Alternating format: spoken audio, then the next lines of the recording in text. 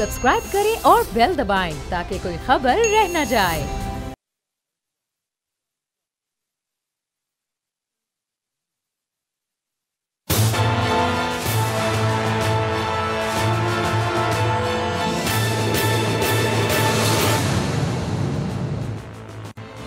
अस्सलाम वालेकुम। प्रोग्राम तज्जिया, मैं अलीना इलियास, समी इब्राहिम, राना ताहिर मेरे साथ। सिलेक्टेड का जो लफ्ज़ है, इस पर जो पाबंदी लगाई गई है, इस पाबंदी का आखिर फ़ायदा जो है वो किसे हो रहा है और ये पाबंदी लगाई किसने है?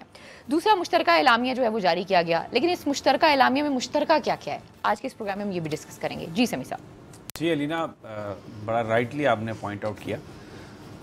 कौमी असम्बली में एक डिबेट हो रही है जिसमें कि जी वर्ड जो सिलेक्टेड है उसको बैन किया है स्पीकर साहब ने। जी, अब ये कोई गैर पार्लिमानी वर्ड नहीं है सिलेक्टेड। अपोजिशन इल्ज़ाम लगा रही है, उनका बयानिया ये है कि इमरान खान साहब जो हैं ये इलेक्टेड प्राइम मिनिस्टर नहीं है। वो ये कहते हैं कि मरीम नवाज साहबा ये कहती हैं कि जनाब ये तो इन्होंने इलेक्शन जो है ये धांधली की बुनियाद पर जीता है, तो वो उन्होंने उनको एक सिलेक्टेड प्राइम मिनिस्टर कहना शुरू किया।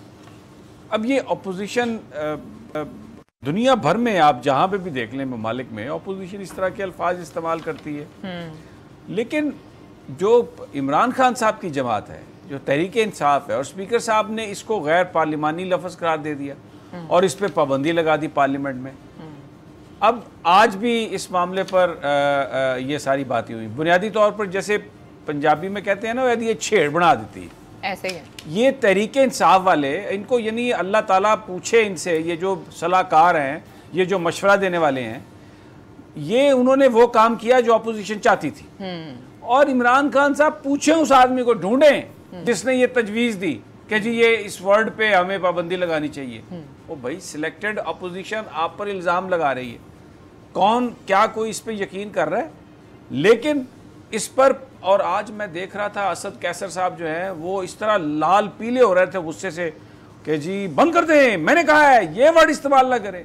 भाई आप फिर उनके इलेक्टेड वज़ीर आज़म है, हमारे भी इलेक्टेड वज़ीर आज़म है, तो गुस्सा कर गए होंगे। इमरान रियलिटी ऑपोजिशन के नहीं है ना, ऑपोजिशन के नहीं है। देखिए रियलिटी ये है अलीना कि इमरान खान एक प्राइम मिनिस्टर है। जी बिल्कुल है, पाकिस्तान के आइन और कानून के तहत।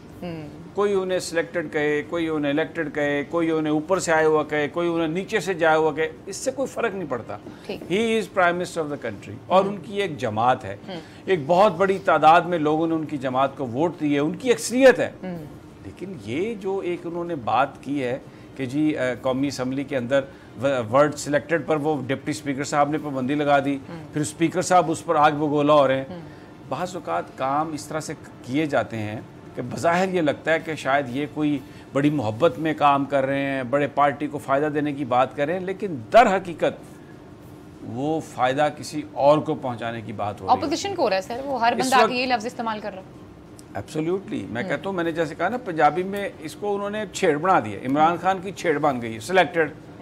भाई वो आते हैं तो वो कहते हैं सिलेक्टेड सिलेक्टेड सिलेक्टेड और आगे से ये रिएक्ट करते हैं। ये एक अननेसेसरी बेवकूफ़ लोग, बेवकूफ़ सलाह मशवरा करने वाले, ये ऐसे लोगों को इमरान खान साहब को चाहिए कि अपनी सफ़ों से निकालें। अगर उन्होंने इक़्तिदार में रहना है, अगर उन्होंने कौम को डिलीवर करना है, अगर उन्होंने चीज़ों को आगे लेके जाना है। ये जो इस वर्ड की बहस में आकर आपने अपने आप को ख़राब करवाया, इमरान खान साहब को he should have taken a notice on that. और ये वो कहते कि ये आपने क्या बेवकूफ़ाना हरकत की है। अपोजिशन वाले जो मुझे मर्जी कहें, मैं प्राइम मिनिस्टर हूँ, लोगों ने मुझे वज़ीर आज़म बनाया and I have to deliver.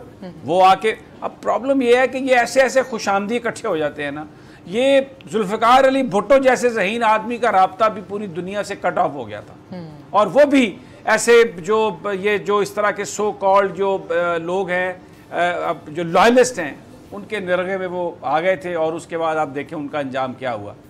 लेकिन इमरान खान साहब को उससे सबक सीखना चाहिए, प्राइम मिनिस्टर को करनी चाहिए अपने पार्टी लीडर्स को कि इन फजूल बहसों में, इन फजूल कामों में आप वक्त ज़ाया ना करें।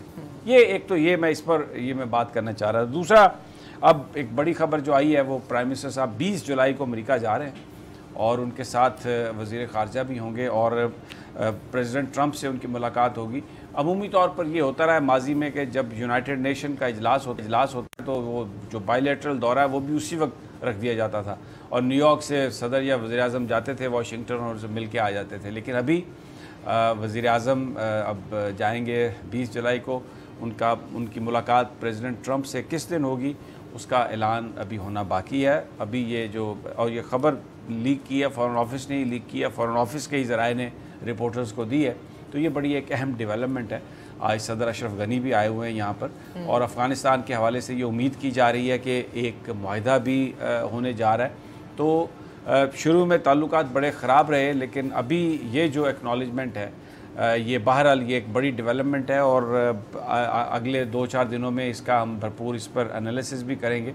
लेकिन प्राइम मिनिस्टर को जो अमेरिका ने उनका जो एक्सेप्ट किया है दौरा और वहाँ पर प्रेसिडेंट ट्रंप से जो मुलाकात है, डेफिनेटली ये ख़ित्ते में एक बड़ी जो तब्दीली है वो लेके आएगी। अब 2 चीज़ें हैं जिन पर हमने बात करनी है।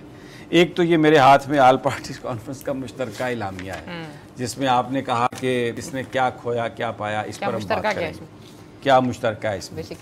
लेकिन 2 बातें और हैं जो मैंने जिक्र करनी है। एक तो कुछ मज़ीद गुफ्तगू जो ऑल पार्टीज़ कॉन्फ्रेंस में हुई, किसने क्या स्टैंड लिया, बिलावल भुट्टो ने क्या स्टैंड लिया, वो उस पर हम बात करेंगे। मौलाना फजलुर रहमान किस बात पर बिलबिलाते रहे, वो भी उस पर भी बात करेंगे। लेकिन इससे पहले आज मैं आपको जो एहतसाब अदालत जो है उसमें आपको जो आज आसिफ अली जरदारी साहब की जो मोहब्बत थी, ये जो फेक बैंक अकाउंट्स के मुलजमान हैं उनके लिए, वो ज़रा मैं मोहब्बत आपसे शेयर करना चाहता हूँ। अब आप ज़रा ये देखें, पाकिस्तान का कानून है कि जो कोई भी मुलज़म होगा अदालत में जब वो पेश होता है तो उसको हथकड़ी लगी होती है। ऐसे ही है। अब जब ये फेक अकाउंट्स के केस के जो 3 मुलजमान हैं, 2-3 जो अब्दुल गनी मजीद साहब के साहबजादे हैं, जब ये पहुँचे हैं वहाँ पर तो उनको देखकर रिपोर्टर भी ये बताते हैं कि आसिफ अली जरदारी साहब को जो कर्ब और जो दुख उनके चेहरे पे आया है, वो कह रहे हैं कि अल्फाज की आई विश के अदालत के अंदर अगर आपको तस्वीर बनाने की इजाज़त होती तो मैं आपको वो तस्वीर दिखाता। वैसे हम जरदारी साहब का चेहरा हमेशा देखते हैं, दांत उनके निकले होते हैं, बड़ा हंस रहे होते हैं और माशाल्लाह लोग कहते हैं कि ये अगर वो डेंटोनिक का इश्तिहार हो तो उसके लिए ये बेस्ट है, क्योंकि इनकी स्माइल देखिए, मैं ये ऐसे मैं कोई तंजिया नहीं कह रहा, his smile is great, his face is very lively, fresh होता है हमेशा।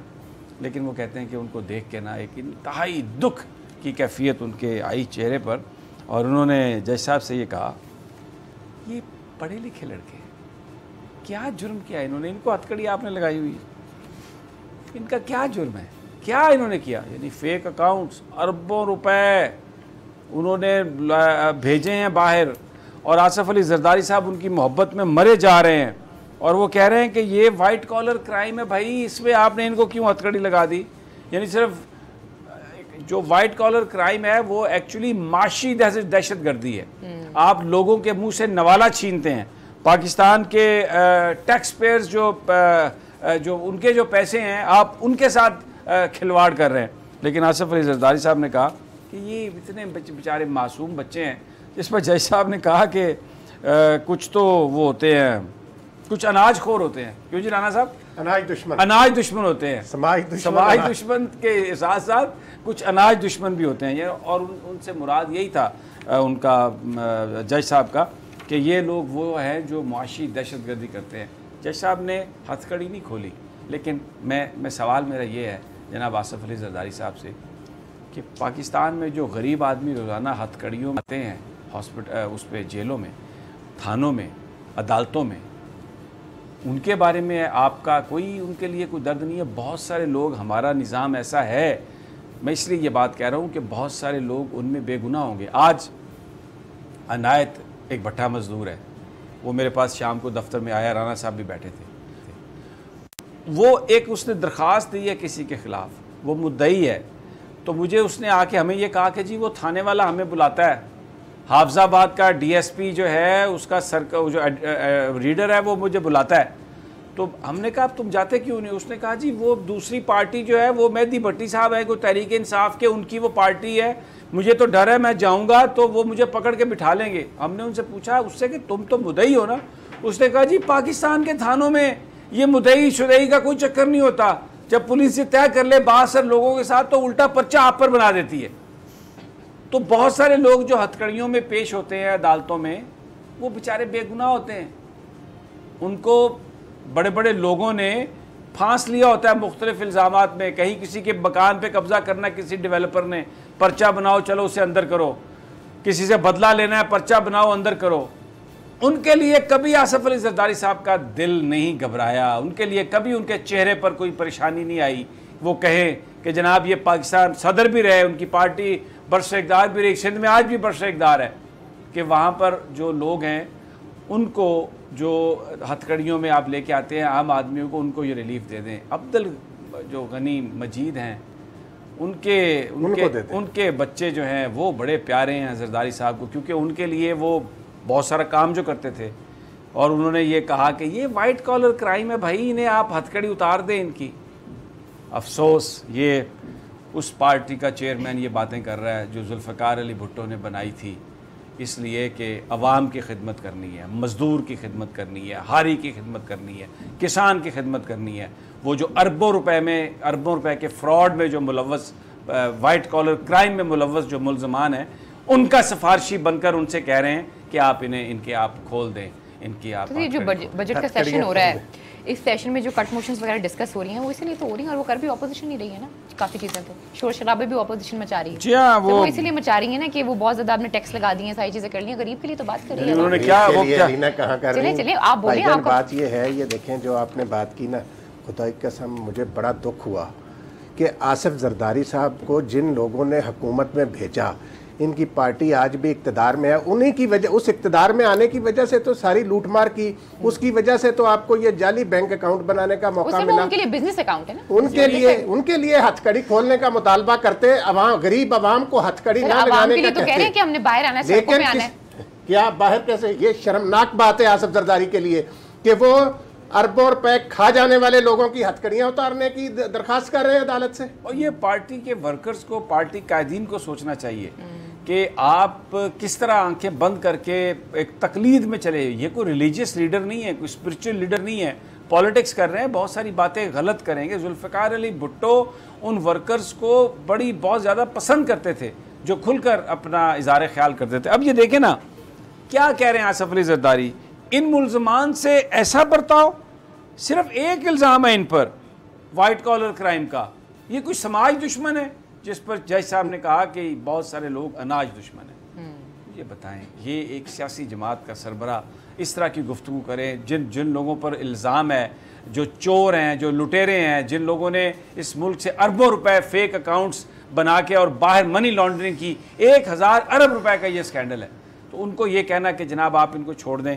बस अब इससे बड़ी कोई शहादत नहीं हो सकती है अवामी तौर पर। हटा देना, छोड़ने से मुराद ये है ना कि इनको खुला छोड़ दें। ये कहना है, पीपल्स पार्टी का ये भी कहना है कि इन पे इल्जाम है, अभी कन्विक्ट तो नहीं। ये बड़े मोहतरम लोग हैं, तो ये बात कर रहे हैं, इन्होंने अवाम को लूटा, गरीब अवाम का खून चूसा है, ये बड़े मोहतरम है, इनकी हथकड़ियां उतार दो। मुझे यकीन है कि दिल से आप भी ये बात नहीं, लेकिन प्रोग्राम को दोनों पॉइंट ऑफ व्यू देने के लिए ना आप ये बस एक बात पर अड़ गई हैं। अड़ती नहीं हूं, मैं सिर्फ सवाल करती हूँ, आप लोगों को इसलिए तो बैठाया हुआ ताकि आप जवाब दे सकें। सर आप सही फरमा रही हैं। अच्छा जी, आप बिल्कुल सही फरमा रही हैं। अब एक तो ये मेरे हाथ में है ऑल पार्टीज कॉन्फ्रेंस का एलामिया, इस पर तो बाद में बात करते हैं, लेकिन 2-3 चीज़ें जो ऑल पार्टीज कॉन्फ्रेंस के अंदर जो अलीना डिस्कस हुई है ना, उन पर मेरा ख्याल है कि वो जो जिसका क्रेडिट वो उसको मिलना चाहिए। एक बात जो बिलावल भुट्टो ने कही इस इजलास में, देखें मौलाना फजलुर रहमान जो कि हमेशा एक जो माजी में होता रहा है, रिलीजियस पॉलिटिकल पार्टीज़ ये करती रही हैं कि वो मज़हब की बुनियाद बनाकर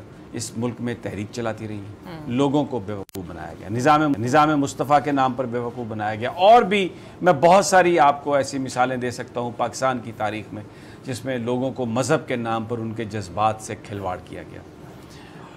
बिलावल भुट्टो ने मौलाना फजलुर रहमान की ये जो तजवीज़ थी कि आप जो इमरान खान साहब के जो कमेंट्स हैं सहाबा के हवाले से, जिसको इन्होंने जो रिलीजियस लीडर्स हैं उसको उन्होंने बड़ा नेगेटिवली इस्तेमाल करने की कोशिश की, बल्कि 6-7 दिन पहले कौमी असम्बली में भी आ गए ये जो मौलाना फजलुर रहमान की जमात के लोग हैं, और उन्होंने वहाँ पे खड़े हो गए और नामूस से सहाबा के नाम पर गुफ्तगू शुरू कर दी। शहबाज शरीफ साहब भी उस वक्त ज़रा उनके हाथ में प्ले कर रहे थे और उन्होंने कहा जी इनकी बात सुन लें जनाब, ये ज़रा सुन लें इनकी बात, फिर मैं उसके बाद बात करता हूँ। बड़ी उन्होंने कोशिश की उनको फैसिलिटेट करने की, लेकिन स्पीकर साहब ने इस बात की इजाज़त नहीं दी, डिप्टी स्पीकर बैठे हुए थे उसको। इस इशू पर बिलावल भुट्टो ने इंतहाई सख्ती से ये बात कही कि हम इस बात की इजाज़त नहीं दे सकते। और ये जो उन्होंने कहा, मेरी माँ दहशतगर्दी का शिकार हुई, उन्होंने कहा कि मेरे दोनों मामू जो हैं वो भी इसी चीज़ का शिकार हुए, उन्होंने कहा मेरे बाप को फांसी, नाना को फांसी दे दी गई, इसलिए कि हम इस मुल्क में डेमोक्रेसी की बात करते हैं। इस मुल्क में मज़हब के नाम पर, मज़हब को बुनियाद बनाकर ये जो इस तरह की चीज़ें हैं वो हम नहीं करने देंगे, और ना ही हम जो सियासी निज़ाम है उसको डीरेल करने देंगे। बिल्कुल, ये जो डेमोक्रेसी, कल भी मैंने इसका जिक्र किया था, लेकिन मेरी कुछ लोगों से बात हुई तो इस पर आप ये समझें कि बिलावल भुट्टो मौलाना फजलुर रहमान के साथ उनकी तल्ख कलामी तक हुई, यानी बाकायदा एक हॉट एक्सचेंज हुई वर्ड्स की। और ये एक ऐसी चीज़ थी, जब मुझे पता चला इस बात का तो बिलावल भुट्टो इस बात के लिए मुबारकबाद के मुस्तहिक है, मैं कहूँ। इसके बावजूद कि बहुत सारी ऐसी बातें हैं, मैं कोई उन्होंने जो पॉलिटिक्स की है कोई बहुत बड़ा उनका एडमायरर नहीं हूँ, लेकिन मौलाना फजलुर रहमान को इस बात पर कन्फ्रंट करना कि हम मज़हब को इजाज़त, मज़हब को बुनियाद बनाकर किसी लीडर पर इल्ज़ाम नहीं कर सकते, उसका स्कैंडल नहीं बनाना चाहिए, और जो डेमोक्रेसी है उसको हम डीरेल नहीं करेंगे, क्योंकि मौलाना ये कह रहे थे कि मैं तो हर हालत में एहतजाज करने जाऊँगा और हमें तहरीक चलानी है। जबकि बिलावल भुट्टो ने, उनका ये कहना था कि जो पार्लिमानी निज़ाम है मैं आखिरी हद तक जाऊंगा इसको चलाने के लिए। अब ये देखें, ये मैं समझता हूँ कि ये बहुत खुशाइन है। बिलावल भुट्टो एक नौजवान एक क़यादत हैं, पीपल्स पार्टी को बड़ी उनसे उम्मीदें हैं। पिछले 2-4 हफ्तों में, एक महीने में जिस तरह उन्होंने अपने वालिद साहब की करप्शन का दिफा किया और एहतसाब के हवाले से जिस तरह उन्होंने गुफ्तगू की, वो बड़ी एक ऐसी गुफ्तगू थी जिससे कोई, मतलब मैं समझता हूं कि उससे बहुत सारे लोगों को मायूसी हुई। लेकिन ऑल पार्टीज कॉन्फ्रेंस के अंदर जिस तरह उन्होंने मौलाना फजलुर रहमान को कन्फ्रंट किया, जिस तरह उन्होंने डेमोक्रेसी को बचाने के लिए ये बात कही कि मैं आखिरी हद तक जाऊंगा इस निज़ाम को चलाने के लिए, बहुत खुशाइन बात है और इसका क्रेडिट जाता है। और देखिए, ये जो APC जो नाकाम हुई है ना, नाकाम इसलिए हुई कि ये कोई ये तो जो थे मौलाना फजलुर रहमान, ये कहते थे सारे इस्तीफे दे दें, और ये कहते थे कल जनाब आ जाएं यहाँ पर हल्ला गुल्ला करें और ताकत के ज़रिए गवर्नमेंट को बदल दें। मोहतरमा मरियम नवाज साहबा भी यही बात कर रही थी, लेकिन मरियम नवाज साहबा और मौलाना फजलुर रहमान दोनों अनइलेक्टेड लोग, इलेक्टेड लोगों को हॉस्टेज करने की कोशिश कर रहे थे। बिलावल भुट्टो ने इसको साफ तौर पर इसको रिजेक्ट कर दिया। और ये का जो एलामी आया है उसमें कहा गया कि ऐवान के अंदर भी और बाहर भी, ऐवान के अंदर तो वही जाके कर सकते हैं ना जो इलेक्टेड होंगे, वरना तो नहीं ना कर सकते वो एहतजाज, क्योंकि उन्होंने चलने नहीं देना चीज़ों को। नहीं, ऐवान के अंदर जब आप एहतजाज की बात करते हैं तो वो पार्लिमानी रिवायात का हिस्सा है जी। वो जो एहतजाज है उसमें, मैं अब इलामिये पे आता हूँ। और ये जो आपने डेमोक्रेसी की बात की है, बड़ा ख्याल आया बिलावल साहब को डेमोक्रेसी का, तो इसी इलामे में एक और चीज़ है, वही प्रोडक्शन ऑर्डरों की जो वो बात कर रहे हैं 2 MNA की। नहीं, प्रोडक्शन ऑर्डर भी देखें, बात सुने, प्रोडक्शन ऑर्डर भी एक राइट है, इस्तेहकाक है, वो डिमांड कर सकते हैं, उसको पूरा करना कुछ भी कह सकते हैं। पूरा देखें, कौमी असम्बली एक ऐसा फोरम है, पार्लियामेंट एक ऐसा फोरम होती है जिस पे आप हर चीज़ डिस्कस कर सकते हैं लेजिस्लेशन करने के लिए और मामलात के लिए। इसीलिए फ्लोर ऑफ द हाउस आप जो बात करते हैं, अगर वो इन टोटलिटी लोगों के मसाइल के मुतालिक हो तो उसको एक प्रोटेक्शन भी हासिल है, उसकी बुनियाद पर आप मुकदमे। बात यह है जो समी साहब ने बात की ना, ये बहुत अच्छी बात की बिलावल ने, जो मौलाना को उन्होंने वहीं पे टोका कि ये जो आप जमहूरियत को, मौलाना कहते थे अर्ली इलेक्शन की तरफ जाएं, इस्तीफे दें, तो जिस पर बिलावल ने कहा कि यहाँ फिर मार्शल लॉ आ सकता है। मौलाना ने कहा हम उसके खिलाफ भी लड़ेंगे। उन्होंने कहा कि जैसे समी साहब ने बताई, सारी बात बता दी कि भाई मेरी फैमिली इसका शिकार हो चुकी है। बात सीधी सी है कि वो बात बिलावल की अपनी जगह, लेकिन जो लोग पाकिस्तान की सलामती के खिलाफ काम कर रहे हों, पाकिस्तान के सिक्योरिटी इदारों पर हमला करने के मुर्तकिब हों, उनके प्रोडक्शन आर्डर जारी करने का मुतालबा कतई तौर पर गलत है। वैसे हम तो ये कहते हैं कि प्रोडक्शन ऑर्डर जारी करना, ख़ास तौर पे ये जिस्मानी रिमांड के दौरान ये वाइट कॉलर क्राइम में मुलव्वस मुलजमों के जो स्पीकर साहब करते हैं, ये भी गैर आईनी है। ठीक अच्छा, जो बिलावल साहब मार्शल लॉ की बात करते हैं, सभी साहब बस मैं आपका इस पे कमेंट जरूर लेना चाहूँगी। देखिए, हमारे जो रियासती इदारे हैं वो इस बारे में बड़ा कैटेगोरिकली कह चुके हैं कि जो हुकूमत है वो अलग से चलेगी और इसमें कोई वो नहीं है। तो फिर इस तरह की क्यों बातें कर रहे हैं? मतलब कोई डर है, कोई खौफ है, क्यों इस तरह के कमेंट दिए जा रहे हैं? हाँ, मैं आपको इसकी वजह बता देता हूँ। देखिए, जब अगर आप इस वक्त पाकिस्तान के आप हालात देखें, पाकिस्तान एक न्यूक्लियर स्टेट है। भारत पाकिस्तान के अंदर बहुत सारे जो सेपरेटिस्ट हैं उन मूवमेंट्स को फंड करने की कोशिश कर रहे हैं। पाकिस्तान इदारों पर हमले हो रहे हैं, वो उसमें आप फाटा का इलाका देखें, आप दूसरे इलाके देखें, जो दुश्मन है उसने पाकिस्तान की एजेंसीज़ को टारगेट किया हुआ है। इन हालात में अगर आप कोई तहरीक चलाते हैं, अगर आप लोगों को बाहर ले आते हैं, तो लॉ एंड ऑर्डर मेंटेन करना गवर्नमेंट का काम है, लेकिन आम लोगों को तो मेंटेन करना आसान होता है। अगर एक कहीं पे 2000, 4000, 5000 या 10,000 अफराद का मजमा है, उसके अंदर कोई ऐसे लोग घुस आएँ जिनमें कोई खुदकश हथियार वाले हों, जो फायरिंग करने वाले हों, जो रियासती इदारों पर फायरिंग करें, ऐसी सिचुएशन एक क्रिएट करें जिससे कत्ल गारत हो, तो फिर क्या होता है? फिर in aid of civil government, क्योंकि हमारा जो पुलिस का निज़ाम है वो इतना स्ट्रॉन्ग नहीं है कि वो उन चीज़ों को रोक सके, तो फिर क्या होगा? आपको मिलिट्री को कॉल इन करना पड़ेगा, आपको इमरजेंसी लगानी पड़ेगी, और इन सर्टन केसेस सूरत हाल इतनी बेकाबू हो जाती है कि वो आपको पूरी की पूरा जो गवर्नेंस का निज़ाम है उसमें तब्दीली करने की ज़रूरत होती है। तो ये बिलावल भुट्टो का कहना था कि हम ऐसा क्यों सिस्टम लेके आएँ, ऐसे हालात क्यों क्रिएट करें जिसमें मार्शल्ला की नौबत पैदा हो, क्योंकि अगर सड़कों पर तहरीक है, सड़कों पर एहतजाज है और उसमें पाकिस्तान के दुश्मन भी शामिल हो जाते हैं, कत्लो गारत शुरू हो जाती है, आपस में क्रॉस फायरिंग शुरू हो जाती है, कुछ भी हो जाता है, तो फिर मार्शल्ला अगर लगेगा तो इस पर मौलाना ने कहा कि हम रेजिस्ट करेंगे, तो बिलावल ने कहा आप क्या रेजिस्ट करेंगे? मेरा नाना इस जंग में गया, मेरे 2 मामू मारे गए, मेरी वालदा जो है वो अल्लाह को प्यारी हुई इस सारी जंग में, तो डेमोक्रेसी के लिए जो जंग हमने लड़ी है, जो खून हमने दिया है, उससे ज्यादा कौन वाकिफ है इस चीज से? तो छोड़ें आप इस बात को। मैं पूरी कोशिश करूंगा कि आखिरी हद तक कोशिश करूंगा कि इस निज़ाम को चलाया जाए। मैं कहता हूं ये बहुत अच्छी बात कही बिलावल भुट्टो ने, और इसी तरह आप अपने लिए रिस्पेक्ट अर्न करते हैं। बिलावल भुट्टो ने जो अपने बाप की करप्शन को छुपाने के लिए बात की, बेहुदा बात थी, लग्व बात थी, पूरे पाकिस्तान पे लोगों ने उसका बुरा भला कहा, हमने भी स्क्रीन पर उनको बुरा भला कहा। क्योंकि मैं आपको यहाँ पर एक खबर दे दूँ जी, मैं आपको ये खबर दे रहा हूँ इस वक्त कि अगर पाकिस्तान की सियासी जमातों ने नैब के कवानीन में किसी तरह से तब्दीली करने की कोशिश की और वो तब्दीली ऐसे हुई कि जिससे नैब के चेयरमैन के इख्तियारात ख़त्म हो, जिससे नैब की जो वो सलाहियत है लोगों को पकड़ने की, उस पर कोई फ़र्क पड़े, तो मैं आपको ये बता रहा हूँ कि नैब के चेयरमैन और जो दूसरे उनके आला तरीन लोग हैं वो कोई इस ओहदे पर फायज अपने आप को कंटिन्यू करने के लिए तैयार नहीं है। वो बिल्कुल इस बात से इस्तीफा दे देंगे, वो कोई किसी कीमत पर भी इस चीज को एक्सेप्ट नहीं करेंगे। हाँ, निज़ाम को बेहतर बनाने के लिए नैब के लोग भी तैयार हैं। अगर कहीं मिसाल के तौर पे जो ये किसी के साथ जो मिस ट्रीटमेंट है, किसी के साथ अगर कुछ ज्यादती होती है, उस हवाले से नैब खुद बड़ा कंसर्न है और वो कहते हैं कि हम हर चीज़ इसमें दूर करने के लिए तैयार हैं।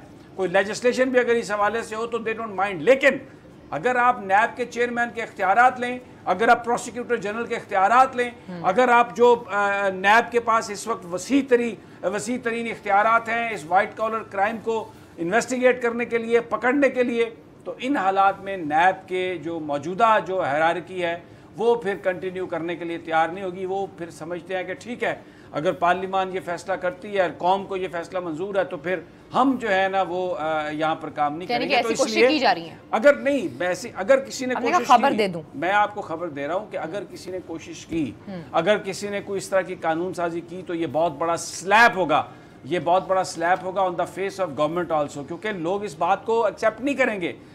और ये भी मैं आपको बता दूं, अगले 8-10 दिनों में बड़े बड़े लोग पकड़े जाएंगे। लीना, ये mark my words, the board पकड़े जाएंगे, मार्क माई वर्ड्स। मैं आपको ये बता रहा हूं कि इतने बड़े मगरमच्छ, ये मैं बता रहा हूं आपको, विद इन नेक्स्ट 10 डेज, और ये वो लोग पकड़े जाएंगे जिनके बारे में कभी तसव्वुर नहीं किया जा सकता कि ये कौन लोग हैं। अनटचेबल्स जाएंगे अक्रॉस द बोर्ड। नैब ने अपनी हर चीज 2 हफ्ते के अंदर 2 हफ्ते के अंदर चलें, ठीक है सर, शायद हो सकता है उससे पहले हो जाए। बड़ी खबर दे रहे हैं, इंशाल्लाह 2 हफ्ते के बाद भी हम प्रोग्राम करेंगे, बल्कि करते ही रहते हैं, तो फिर आपसे सवाल से डिस्कस कर लेंगे, लेकिन अगर नहीं होगा तब भी आपसे सवाल करेंगे। लेकिन प्रोग्राम में वक्त एक छोटी सी ब्रेक का, स्टे विद अस।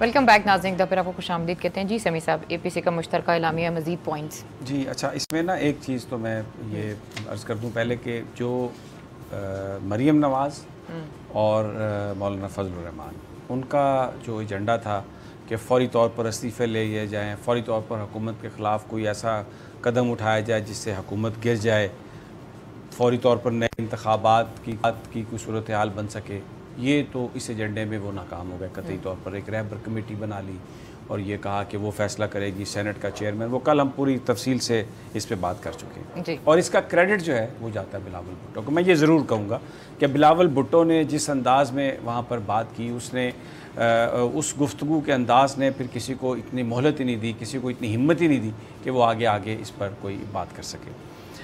अब जो बयानिया मरीम साहबा ने दिया था जिसमें उन्होंने कहा कि ये मेरे ज़ाती ख़यालात हैं कि ये जो मिसाक जमहूरियत है, मिसाक मईशत है, ये मजाक मईशत है। अब आप देखें बजट के हवाले से सिर्फ गुफ्तगू की जनाब शहबाज शरीफ साहब ने, और आज हमज़ा शहबाज साहब ने पंजाब असम्बली में क्या बात कही। उन्होंने कहा कि ये जो एमरजेंसी है, माशी एमरजेंसी का हालात ऐसे हैं कि उसमें उसका जाना चाहिए। तो बुनियादी तौर पर वो भी इस बात को सपोर्ट कर रहे हैं कि जो पाकिस्तान की जो मईशत है, उसके जो चैलेंजेस हैं, उसके लिए भले कोई मिसाक हो, भले कोई हुकूमत एमरजेंसी लगाए। यानी वो एक तरफ से अगर आप ये कहते हैं कि माशी एमरजेंसी लगाए हुकूमत, तो इसका मतलब ये है कि जो भी हुकूमत करेगी आप उसको सपोर्ट करेंगे, आप उसको इंडोर्स कर रहे हैं कि हालात इतने बुरे हैं। तो एक हमें नज़र आ रहा है बड़ा वाज़े तौर पर कि जो मरीम नवाज़ साहबा का बयानिया है वो एक तरफ रह गया है। शहबाज शरीफ साहब, हमज़ा शहबाज वो आगे चले गए और आल पार्टीज़ कॉन्फ्रेंस में भी बिलावल भुट्टो ने भी जो मरीम नवाज़ का जो एजेंडा था उसके साथ चलने की बजाय उन्होंने उस चीज़ को रोका। अब ये जो सारा जो आपके सामने जो आल पार्टीज़ कॉन्फ्रेंस का इलामिया इसकी मैं देख रहा था, शिक नंबर 4, उसमें उन्होंने कहा कि इजलास ने पार्लिमानी निज़ाम हुकूमत और 18वीं तरमीम के ख़िलाफ़ एलानिया और पस पर्दा कोशिशों की मज़म्मत की और ऐलान किया कि हर ऐसे इक़दाम की भरपूर मज़ाहमत की जाएगी जिसका मकसद पार्लिमानी निज़ाम हुकूमत को कमज़ोर करना हो। ऐसे है। अब इसका मतलब देखें क्या है। अगर आप पार्लियामेंट के अंदर अददी अक्सरियत को अक़लियत में तब्दील करने की कोशिश करते हैं और ऐसी पार्लिमान उससे वजूद में आ जाती है जहाँ पर आप कायदे ईवान का न कर सकें फ़ैसला, तो वो निज़ाम की कमज़ोरी की तरफ भी लीड कर सकता है। अगर आप सड़क पर एहतजाज करें, अगर आप जिस तरह मरीम नवाज़ साहबा ने कहा कि जत्थे पीपल्स पार्टी के सिंध से आ जाएं, अचकज़ई साहब बलूचिस्तान से ले आएँ, मौलाना फजलुर रहमान और असफंदियार वली KPK से जत्थे ले आएँ और हम ताकत के ज़रिए आके इस पर कब्ज़ा कर लें, तो इसका मतलब ये है कि फिर तो आप उस निज़ाम हुकूमत को, उस पार्लिमानी निज़ाम को ख़तरे में डाल रहे हैं ना, क्योंकि आप तो टेक ओवर ताकत के ज़रिए हुकूमत पर कब्ज़ा करने की कोशिश कर रहे हैं, जबकि पार्लिमानी निज़ाम में उसको हुकूमत में आने का इस्तेहकाक होता है उसका जिसके पास नंबर की अक्सरियत है। तो ये तो आप ताकत के ज़रिए, तो इस बुनियादी तौर पर ये जो तजवीज़ थी उसके जवाब में जो आल पार्टीज़ कॉन्फ्रेंस का जो इलामिया आया है, वो जो मरीम नवाज़ साहबा करने की कोशिश कर रही थी, जो मौलाना फजलुर रहमान साहब करने की कोशिश कर रहे थे कि इस्तीफ़े दे दें और ये कर दें, ये शिक नंबर 4 ये कह रही है इस मुश्तरका इलामिये की कि हर ऐसे इक़दाम की भरपूर मज़ाहमत की जाएगी। राना साहब, ये तो यहीं पे बिल्कुल क्लीन बोल्ड हो गया। यानी ये जो आल पार्टीज़ कॉन्फ्रेंस का इलामिया है, इसमें आप देखें कि जो मरीम नवाज़ साहबा, मौलाना फजलुर रहमान साहब करने जा रहे थे, वो अपोजिशन ने जो जमातें हैं उन्होंने इसको रिजेक्ट कर दिया और ऐसी सूरत हाल हुई कि इस पर मरीम नवाज़ भी मानी है, यानी नून लीग भी मानी है, और मौलाना फजलुर रहमान भी इसको तस्लीम करके गए हैं। अब एक चीज़ और देखिए, मैं आपको बताऊँ, इनका जो बोझ है, कोई भी ऐसी सियासी तहरीक इस मुल्क में कामयाब नहीं हो सकती जो अपनी ही फ़ौज के ख़िलाफ़। ये 7 नंबर, ये आप 7 नंबर देखें जिसमें वो नंबर। कह रहे हैं इजलास ने करार दिया कि मुजव्वज़ा नेशनल डेवलपमेंट काउंसिल एक गैर ज़रूरी इदारा है जिसकी आइनी इदारा नेशनल इकनॉमिक काउंसिल की मौजूदा में कोई ज़रूरत नहीं। ये इकदाम अदारों को मुतनाज़ा बनाने की कोशिश की है, इजलास ने उसे मुस्तरद किया। मेरा अपना ज़ाती ख्याल है कि इस बात को भी चाहिए था बिलावल भुट्टो इसको मुस्तरद करते, बिलावल भुट्टो इसको मुस्तरद करते और सिर्फ अपने नाना की पॉलिटिकल हिस्ट्री को देखते कि उन्होंने किस तरीके से इदारों के साथ मिलकर सिचुएशन को संभाला था और वो आगे लेके गए थे। ये सिर्फ इसलिए इन्होंने इस कौंसल को जो NDC है उसको गैर ज़रूरी कहा है कि क्योंकि उसमें पाकिस्तान फ़ौज के सरबराह को बतौर मेंबर शामिल किया गया और उसकी शमूलियत का एक रैशनल है। उसकी वजह यह है कि फ़ौज ने बहुत सारे इलाकों में फ़ौजी ऑपरेशन करके इलाके क्लियर किए, फाटा को क्लियर किया, बलूचिस्तान के बहुत सारे हिस्सों को क्लियर किया, लेकिन जो सिविल गवर्नमेंट ने फ़ंड्स फराहम करने थे वहाँ पे रिहैबिलिटेशन के लिए, वो फ़ंड्स इन्होंने फराहम नहीं किए। तो इसलिए नेशनल डेवलपमेंट काउंसिल में अगर आर्मी चीफ मौजूद हैं एक मेंबर की हैसियत से, और फ़ौज ने जहाँ जहाँ पर ऑपरेशन किए हैं, जहाँ पर रिहैबिलिटेशन की ज़रूरत है, उनकी मौजूदगी इस बात को इंश्योर करेगी कि सियासी हुकूमत जितने फ़ंड्स उस इलाके में लोगों की रिहैबिलिटेशन के लिए ज़रूरी हैं वो फराहम कर रही है। तो ये एक बजाय इसके कि इसको एक अच्छा स्टेप समझा जाता, वो जो परवेज़ रशीद साहब का बयानिया है जिसमें वो कहते हैं कि पाकिस्तान की फ़ौज को तो बस कहीं जहाज़ों में बिठा के मुल्क से बाहर भेज दें और यहाँ पे फ़ौज हो ही ना, फिर मुल्क तरक्की कर सकता है, तो ये उसकी गमाजी करता है, उन जज्बों की या उन इमोशंस की या सेंटिमेंट्स की ये गमाजी करता है, विच इज़ वेरी रॉन्ग। ये पाकिस्तान की यानी ये एक अजीब ये सियासतदान है, ये अजीब लोग हैं कि अपनी ही फ़ौज के सरबराह अगर वो नेशनल डेवलपमेंट काउंसिल के मेंबर बने हैं तो उनकी वो मुखालफत कर रहे हैं, अपनी ही फ़ौज की। और कहते हैं उसके मरियम नवाज साहबा क्या फरमा रही थी उस दिन कि कोई इंटरनेशनल इंस्टीट्यूशन आए, कोई फाइनेंशियल इंस्टीट्यूशन आए, वो आके ये तहकीकात करे कि ये कर्जे कैसे लिए गए। यानी आपको पाकिस्तान की फ़ौज का सरबराह नेशनल डेवलपमेंट काउंसिल में आपको अच्छा नहीं लगता, लेकिन वो जो अमरीकी पता नहीं बरतानिया फ्रांस और वो जो एजेंट हैं दूसरी ताकतों के जो मेंबर हैं, वो आप कहती हैं कि हम अपने इंस्टीट्यूशंस की सारी इंफॉर्मेशन उनके सामने खोल दें और उनसे पूछें कि कौन सही है और कौन गलत। शर्म, मैं कहता हूँ शर्म आती है, बस आप यकीन करें शर्म आती है ये सब कुछ देख के कि ये हम कौन सी पॉलिटिक्स की बात कर रहे हैं, ये कौन सी। अच्छा फिर एक राना साहब एक और बात कमीशन वाले भी बता दें जिसमें उन्होंने कहा कि इदारों का कोई ना और 2000 से ऑनवर्ड जो हाँ वो तो खैर उसमें तो आ चुकी है। लेकिन ये जो आपने बात की ना 7वें नंबर वाली, इसमें मैं ये कहूँगा कि ये जो चूं चूं का मुरब्बा जमा हुआ था ना, ये 7 नंबर पॉइंट जो है ये पाकिस्तान की सलामती के ख़िलाफ़, सलामती के इदारों के ख़िलाफ़ इनकी खबासत का मज़र है। उससे इनकी खबासत ज़ाहिर होती है कि ये इनके जहन कितने आलूदा हैं पाकिस्तान की सलामती के हवाले से। अब एक और देखें ज़रा, नंबर 10, इजलास ने मुतालबा किया कि वज़ीरिस्तान में हालिया वाक़यात के बारे में एक पार्लिमानी कमेटी तश्कील दी जाए ताकि हक़ाइक़ अवाम के सामने लाए जा सकें। इसका मतलब आप क्या कह रहे हैं कि ISPR ने जो प्रेस रिलीज जारी किया वो हक़ाइक़ पर मबनी नहीं था? ये कौन लोग हैं, ये कहाँ के सियासतदान हैं जो अपने इदारों की इंटेग्रिटी पे सवाल कर रहे हैं? हमने वीडियोज़ में देखा कि वो लोग आए, उनके पास असला था और ये जो 2 MNA थे PTM के, इन्होंने बिल्कुल ये नज़र आ रहे हैं उनको तरगीब देते हुए, और एक फ़ौजी जवान को इन्होंने चाकू मार के उसको शहीद किया। और हमारे जो जवान हैं बेचारे, उनके पास तो डंडे थे, उनके पास तो असला भी नहीं था, और ये क्या कह रहे हैं हालिया वाक़यात के बारे में एक पार्लिमानी कमेटी तश्कील दी जाए।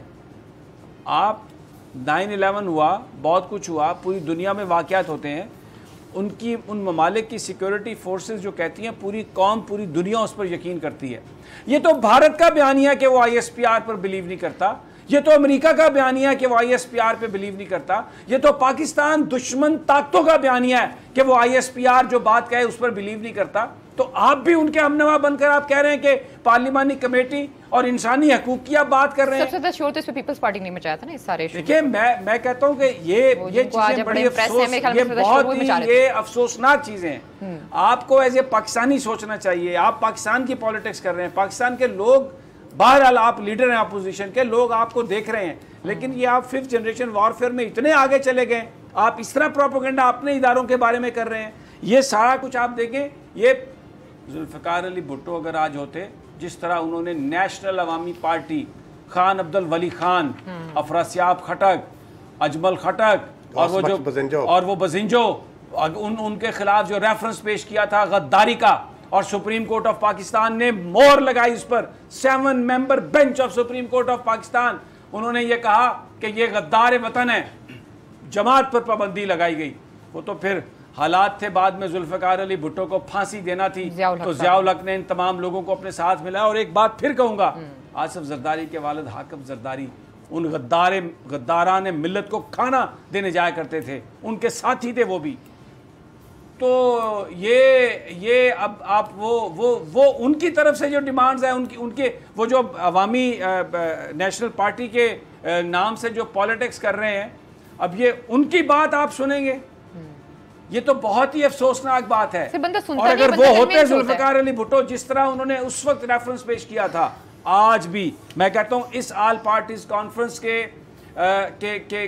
बाद वो इनके रेफरेंस पेश करते कि आप अपने मुल्की इदारों पर ये इल्जाम लगा रहे हैं, कन्विंस्ड हैं तो उन्होंने शामिल करवाया ना, कन्विंस्ड हैं तो शामिल करवाया ना, इसमें सुनने की बात नहीं है। आपने कहा उन्होंने सुना और उन्होंने कर दिया, दे आर कन्विंस्ड एक्चुअली। बात ये है अलीना, जो समी साहब ने बात की ना, देखें जुल्फिकार अली भुट्टो को जब जनरल ज़िया-उल हक ने गिरफ्तार किया, उन पर कत्ल का मुकदमा चलाया और उनको सज़ाए मौत सुना दी गई, तो उसके बाद उस वक्त खान अब्दुल वली खान मरहूम ने जनरल ज़िया-उल हक से मुलाकात की, और जब वो मुलाकात करके बाहर निकले तो सहाफ़ियों ने पूछा कि खान साहब आपकी मुलाकात कैसे रही। तो ये रिकॉर्ड पर बात है, पाकिस्तान के नेशनल मीडिया में ये चीज़ें छपी हुई हैं।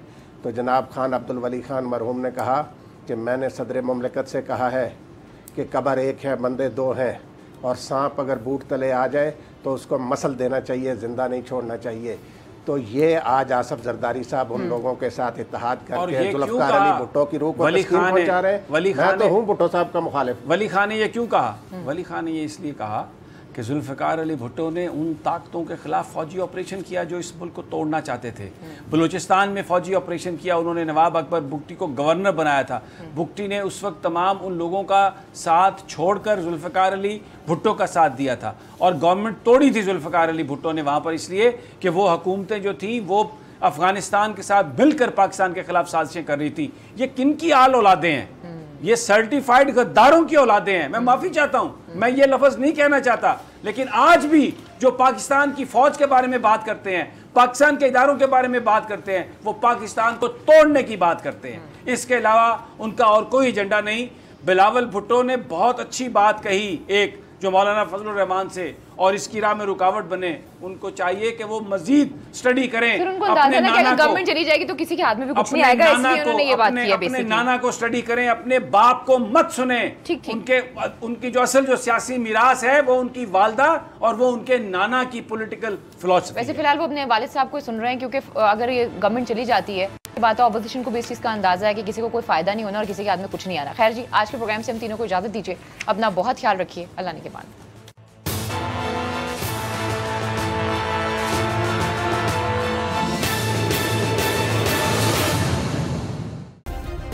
सब्सक्राइब करें और बेल दबाएं ताकि कोई खबर रह न जाए।